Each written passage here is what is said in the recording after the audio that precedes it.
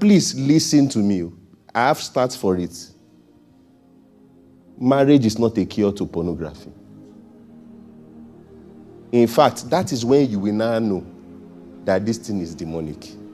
That you have a woman right beside you on the bed. You left that one to go and watch another one. So if you had the opportunity, you will cheat.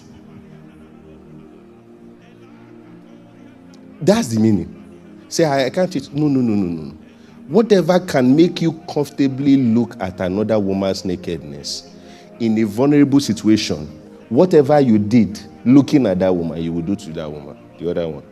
Don't say no. Don't argue. Amen. Don't say no. Father, do you know what is even weird? Some women will even play. The husband and wife, they are watching. The husband and wife, you are inviting demonic influence into that marriage. You are desecrating that marriage. What is cool about watching two people making love? You and wife, you are not watching it. How do you ever want to satisfy each other? Do you know how much of a disadvantage it is to have had sex before marriage? Do you know how traumatic that thing is? That you have something to compare.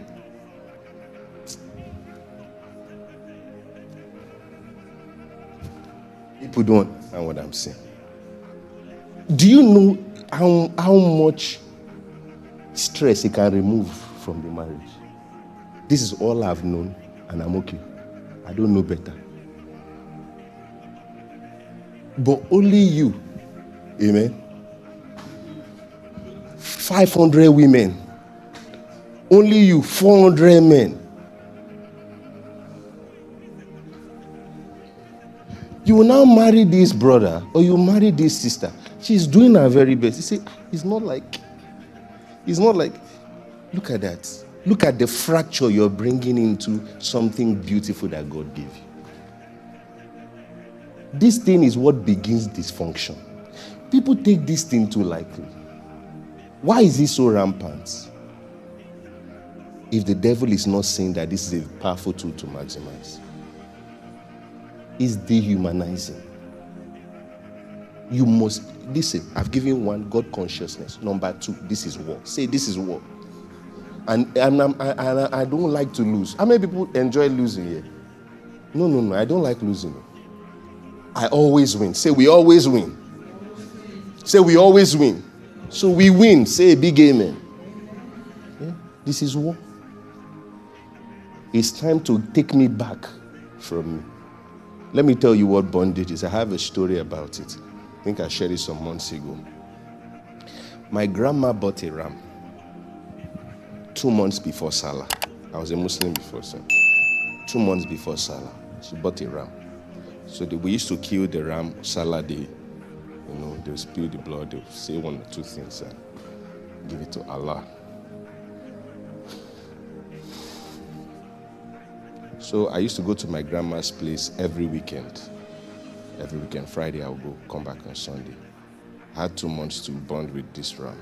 So me and my cousin, Okwe, we had named him Gafar. We liked him. We named him. We feed him. We turned him to a pet. We'll take him. Goats are stubborn. We'll push him. But after a while, we just noticed that maybe he trusted us. We don't know.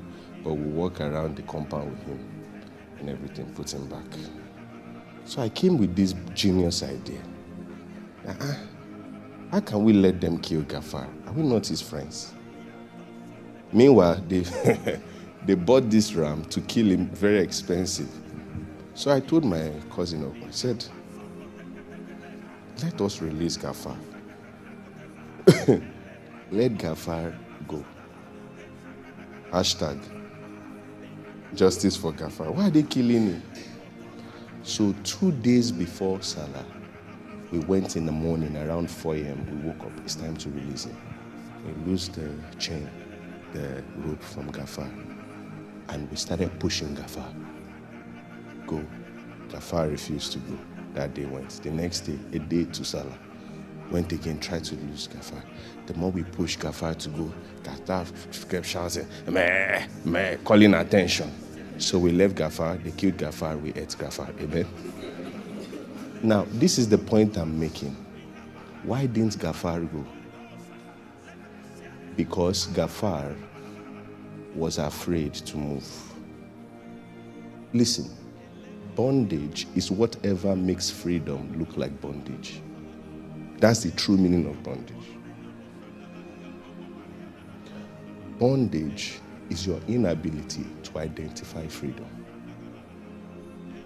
Gafar was afraid to be free. That thing is bondage, not the chain.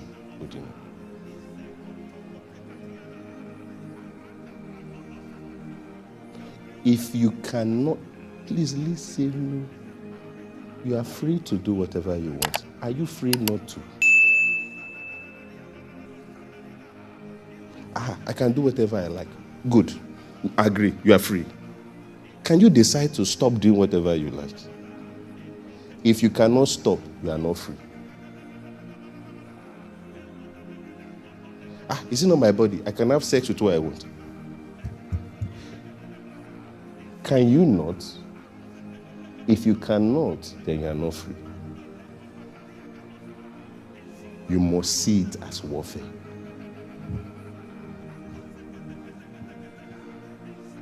Everything that the Bible teaches about overcoming porn, the two major points are the two things. I will show you two more.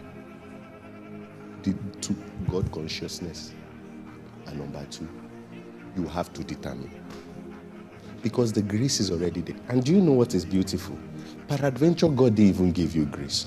Evangelist, if you decide today to say, God, this is my problem, that's humility. Am I correct? God gives grace to the humble. So peradventure, there's no even grace before. The acknowledgement that, God, I need help, is humility. That humility releases grace. It's not a prayer point. He gives grace to the humble. In other words, 2 + 2 = 4. Once there is humility, there will be grace. And if you don't embrace humility, get ready for humiliation. It's a two-way street. If you don't like humility, humiliation is knocking at your door. So that grace is there, my friends.